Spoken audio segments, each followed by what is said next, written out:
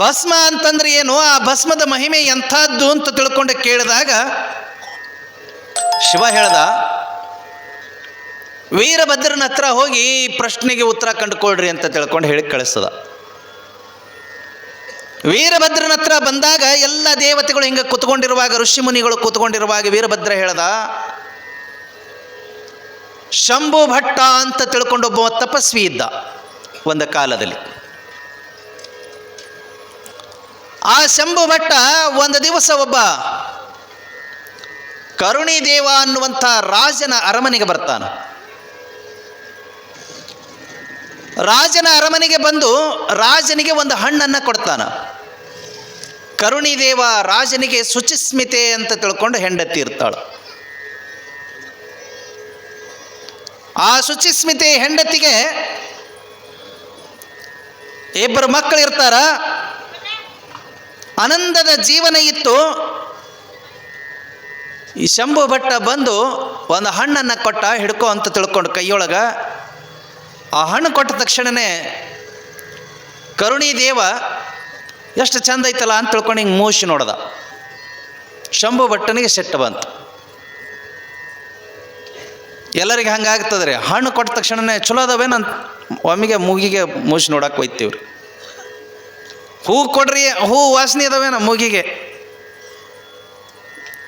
ಮನುಷ್ಯನ ಸ್ವಭಾವನ ಹಂಗ್ರಿ, ಏನಾರ ಕೊಡ್ರಿ, ತಿನ್ನವಿದ್ದು ಅಂದ್ರೆ ಬಾಯಿಗೆ, ವಾಸನೆ ನೋಡೋವಿದ್ದು ಅಂದ್ರೆ ಮೂಗಿ. ಶಂಭು ಭಟ್ಟನಿಗೆ ಸಿಟ್ಟು ಬಂತು. ನಾನು ಹಿಡ್ಕೊ ಅಂತ ಕೊಟ್ಟಿದ್ದೆ ನಿನಗೆ, ನೀನು ಅದನ್ನು ಮೂಸಿ ನೋಡಿದೆಲ್ಲ, ಅಪವಿತ್ರಗೊಳಿಸಿದೆಯಲ್ಲ. ಎಲ್ಲ ಪದಾರ್ಥಗಳ ಮೇಲೆ ಹಾರಿ ಹೋಗಿ ಕೊಂಡಿರ್ತಕ್ಕಂಥದ್ದು ನೊಣ. ಆ ನೊಣ ಇದ್ದಂಗದಿ ನೋಡಿ ನೀನು ಅಂತ ತಿಳ್ಕೊಂಡು ಹೇಳಿ ನೊಣ ಆಗುವಂಥ ಶಾಪ ಕೊಟ್ಟುಬಿಟ್ಟ. ಒಂದು ಚಿಕ್ಕ ಕೆಲಸಕ್ಕೆ ಶಾಪ ಪಡ್ಕೋಬೇಕಾಯ್ತು ಕರುಣಿದೇವ. ಭಾಳ ದುಃಖಿತನಾಗಿ ಆ ಹಣ್ಣನ್ನು ಆ ಶಂಭು ಭಟ್ಟರ ಕೈಯೊಳಗೆ ಕೊಟ್ಟು ತಾನು ಬೇಜಾರದಿಂದ ತನ್ನ ಹೆಂಡತಿ ಮಕ್ಕಳ ಹತ್ರ ಬಂದ. ಇವತ್ತೊಂದು ಘನಘೋರವಾದಂಥ ಕೆಲಸ ಆಯಿತು. ಒಬ್ಬ ತಪಸ್ವಿ ಬಂದಿದ್ದ, ಒಂದು ಹಣ್ಣು ತೊಗೊಂಬಂದಿದ್ದ, ನನಗೆ ಹಿಡ್ಕೊ ಅಂತ ಕೊಟ್ಟ, ಅದನ್ನು ಮೂಸಿ ನೋಡಿದೆ, ಅದು ಅಪವಿತ್ರಗೊಳಿಸಿದಿಲ್ಲ ಅಂತ ತಿಳ್ಕೊಂಡು ಹೇಳಿ ನನಗೆ ನೊಣ ಆಗುವಂಥ ಶಾಪ ಕೊಟ್ಟಾನ. ನಾನಿನ್ನು ನೊಣ ಆಗಬೇಕಾಗಿತ್ತು, ನೀವೆಲ್ಲ ರಾಜಭಾರವನ್ನು ಚೆನ್ನಾಗಿ ಮಾಡ್ಕೊಂಡು ಹೋಗ್ರಿ ಅಂತೇಳಿ ಅಂತಂದ. ಶಾಪಕ್ಕೆ ಒಂದು ವಿಶಾಪ ಅಂತ ಇರ್ತೈತ್ರಿ. ಅಂದರೆ ಈಗ ಜ್ವರ ಬಂದಾವ ಅಂತೇಳಿ ಅಂತಂತಂದ್ರೆ ಜ್ವರ ಹೋಗಕ್ಕೆ ಒಂದು ಔಷಧ ಇರಬೇಕಲ್ಲ, ಹಂಗೆ ಶಾಪ ವಿಶಾಪ ಅಂತ. ಶಾಪ ವಿಮೋಚನೆ ಆಗತಕ್ಕಂಥದ್ದು. ಆ ಶಾಪ ವಿಮೋಚನೆ ಹೆಂಗ ಅಂತ ತಿಳ್ಕೊಂಡು ಕೇಳಿದಳು ಶುಚಿಸ್ಮಿತೆ. ಆಗ ಓಡಿ ಬಂದು ಶಂಭು ಭಟ್ರ ಹತ್ರ ಪಾದಕ್ಕೆ ನಮಸ್ಕಾರ ಮಾಡಿ ಕೇಳ್ದ, ಕರುಣಿದೇವ ಇದಕ್ಕೆ ಪರಿಹಾರ ಅಂತ, ನಿಮ್ಮ ಶಾಪಕ್ಕೆ ಪರಿಹಾರ ಏನು? ಆಗ ದದೀಚಿ ಮಹರ್ಷಿಗಳು ಬಂದು ನಿನ್ನನ್ನು ಆಶೀರ್ವದಿಸಿದ್ರು, ಅವರ ದರ್ಶನ ಆಯಿತು ಅಂತೇಳಿ ಅಂತಂತಂದ್ರೆ ನಿನ್ನ ಶಾಪ ವಿಮೋಚನೆ ಆಗುತ್ತದ ಅಂತ ತಿಳ್ಕೊಂಡು ಹೇಳಿದರು. ಮತ್ತು ಪರಿಹಾರ ಒಂದು ಆಗಬೇಕಾಗಿತ್ತು. ಅಂದ ತಕ್ಷಣವೇ ಆಯಿತು ಅಂತ ತಿಳ್ಕೊಂಡು ಹೇಳಿ ಹೊಳ್ಳಿ ಬಂದ. ಹೆಂಡತಿಗೆ ಮಕ್ಕಳಿಗೆ ಹೇಳಿದ, ದದೀಚಿ ಮಹರ್ಷಿಗಳು ಬಂದಾಗ ನನ್ನದು ಶಾಪ ವಿಮೋಚನೆ ಆಗುತ್ತದೆ. ಹೆಂಡತಿ ಭಾಳ ಶಣೆ ಇದ್ದಳು. ಆಯಿತು ಅಂತ ತಿಳ್ಕೊಂಡು ಹೇಳಿ ಒಪ್ಪಿಗೆ ಕೊಟ್ಟಳು. ಕೊಟ್ಟ ಒಂದು 10-15 ನಿಮಿಷದೊಳಗೆ ಕರುಣಿದೇವ ನೊಣ ಆಗಿ ಹಾರಾಡಕತ್ತ.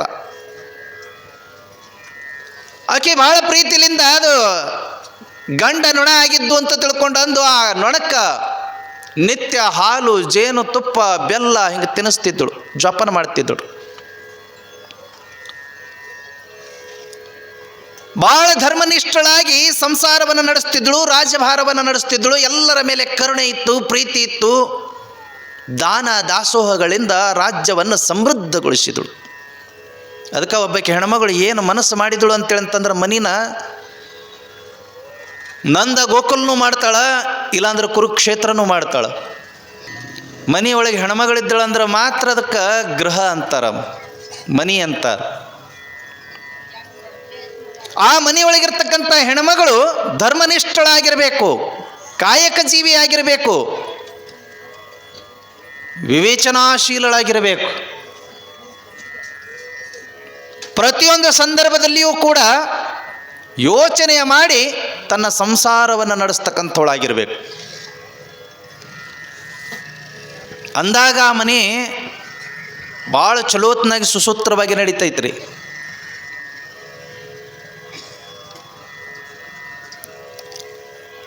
ಆ ರೀತಿ ಒಳಗಿದ್ದಳಿಕೆ ಶುಚಿಸ್ಮಿತ ಭಾಳ ಆಲೋಚನೆ ಮಾಡಿಕೊಂಡು ಜೀವನವನ್ನು ನಡೆಸ್ತಕ್ಕಂಥವಳು. ದಾನ ಧರ್ಮ ಯಾರ ಬರಲಿ ಎಲ್ಲರಿಗೆ ಸಮಾನವಾಗಿ ಸಮಾನ ದೃಷ್ಟಿಯಿಂದ ನೋಡ್ಕೊತಿದ್ದು. ತಾನೂ ಸಂತೋಷವಾಗಿರಬೇಕು, ತನ್ನ ನಂಬಿದರೂ ಸಂತೋಷವಾಗಿಡಬೇಕು. ಆ ರೀತಿ ಒಳಗಿದ್ದಳಿಕೆ ಶುಚಿಸ್ಮಿತೆ. ಕರುಣದೇವನ ಹೆಂಡತಿ ಶುಚಿಸ್ಮಿತೆ ಆ ರೀತಿ ಒಳಗಿದ್ದಳು. ಆ ಪುಣ್ಯದ ಫಲದಿಂದ ಒಂದು ದಿವಸ ದದಿಚಿ ಮಹರ್ಷಿಗಳು ಬಂದರ್ರಿ ಮನೆಗೆ. ಯಾವಾಗ ಕರುಣದೇವ ನೊಣವಾಗಿ ಹಾರಾಡ್ತಿದ್ದನೋ ದದಿಚಿ ಮಹರ್ಷಿಗಳು ಬಂದಾರ ಅಂತ ತಿಳ್ಕೊಂಡು ಶುಚಿಸ್ಮಿತೆಗೆ ಗೊತ್ತಾಯಿತು. ಗೊತ್ತಾದ ತಕ್ಷಣವೇ ಆ ನೊಣದ ಮ್ಯಾಲ ಅವನಿಗೆ ಮುಕ್ತಿ ಕೊಡಬೇಕಲ್ಲ, ಅದರ ಸಲುವಾಗಿ ನೊಣದ ಮ್ಯಾಲ ಜೇನುತುಪ್ಪ ಹಾಕಿದರು. ಶುಚಿಸ್ಮಿತೆ ಜೇನುತುಪ್ಪ ಹಾಕಿದಳು. ಜೇನುತುಪ್ಪ ಹಾಕಿದ ತಕ್ಷಣವೇ ಆ ನೊಣ ಜೇನುತುಪ್ಪದೊಳಗೆ ರೆಕ್ಕೆ ಸಿಕ್ಕೊಂಡು ಒದ್ದಾಡಕ್ಕೆ ಹತ್ಬಿಡ್ತು. ಮಕ್ಕಳಿಗೆ ಹೇಳಿದಳು ಅದನ್ನು ಹೊಡೆದು ಸಾಯಿಸ್ರಿ ಅಂತ. ಯಾಕಂತಂದ್ರೆ ದದಿಚಿ ಮಹರ್ಷಿಗಳು ಬಂದಾರ, ಅವ್ರ ದರ್ಶನ ಆಕ್ಕೈತಿ. ಆವಾಗ ಆ ದದಿಚಿ ಮಹರ್ಷಿಗಳು ಮನೆಗೆ ಭಕ್ತಿಪೂರ್ವಕವಾಗಿ ಕರ್ಕೊಂಡು ಬಂದು ಅವ್ರ ಪಾದ ಪೂಜೆಯನ್ನು ಮಾಡಿದರು. ಪಾದ ಪೂಜೆಯನ್ನು ಮಾಡಿದ ಬಳಿಕ ಆ ಜೇನುತುಪ್ಪದೊಳಗೆ ಸಿಕ್ಕಿರ್ತಕ್ಕಂಥ ನೊಣನ ತಗೊಂಡು ಬಂದು ಅವ್ರ ಕೈಯಾಗ ಕೊಟ್ಟರು. ಏನಿದು ನೊಣ ಬಿದ್ದೈತಲ್ಲ ಅಂತ ತಿಳ್ಕೊಂಡಂತಂದ್ರೆ ಅವರು ಹೌದ್ರಿ ಗುರುಗಳ ಅಂತ ತಿಳ್ಕೊಂಡು ಹೇಳಿ ಶುಚಿಸ್ಮಿತೆ ತನ್ನ ಮಕ್ಕಳ ಕಡೆಯಿಂದ ಆ ನೊಣನ ಕೊಲಿಸಿದಳು. ಗಂಡ ನೊಣ ಆಗಿದ್ದ. ಶಾಪದಿಂದ ಆ ದದಿಚಿ ಮಹರ್ಷಿಗಳ ದರ್ಶನ ಆದ ತಕ್ಷಣ ವಿಶಾಪ ಆಗಬೇಕು.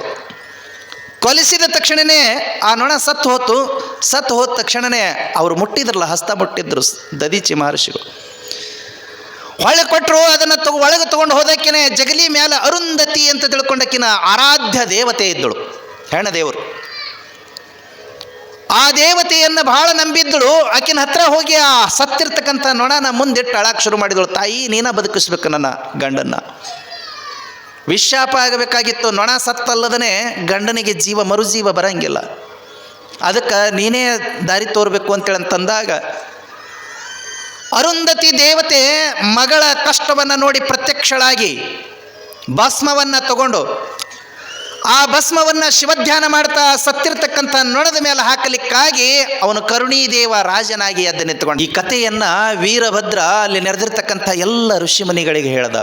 ಭಸ್ಮದ ಮಹಿಮೆ ಅಂತಂತಂದ್ರೆ ಹಿಂಗಿದೆ. ಭಸ್ಮ ಅಂತೇಳಂತಂದ್ರೆ ಸಾಮಾನ್ಯ ಅಲ್ಲ, ಅದು ಶಿವನ ಮೈ ಬೆಳಗು. ಬಸಿತಮಂ ಧರಿಸಿ ಭವರೋಗವನ್ನು ಕಳ್ಕೊಳ್ತಕ್ಕಂಥದ್ದು. ಅದಕ್ಕೆ ಭಸ್ಮವನ್ನು ಬಸವ ಅಂತ ತಿಳ್ಕೊಂಡು ಬಸಿತವನ್ನು ಧರಿಸಿದ್ರೆ ಸಕಲ ಕಷ್ಟಗಳು ಪರಿಹಾರವಾಗುತ್ತವ. ಅಂಥ ಭಸ್ಮವನ್ನು ನಮ್ಮ ಶಿವನ ಮೈ ಬೆಳಗಿನಿಂದ ಉತ್ಪತ್ತಿಯಾಗೈತಿ. ಆ ಭಸ್ಮವನ್ನು ಧಾರಣ ಮಾಡಿದರೆ ಸತ್ತಿರ್ತಕ್ಕಂಥ ಮನುಷ್ಯನು ಕೂಡ ಶಾಪದಿಂದ ವಿಮುಕ್ತನಾಗಿ ಎದ್ದು ನಿಲ್ತಾನ ಅಂತ ತಿಳ್ಕೊಂಡು ವೀರಭದ್ರ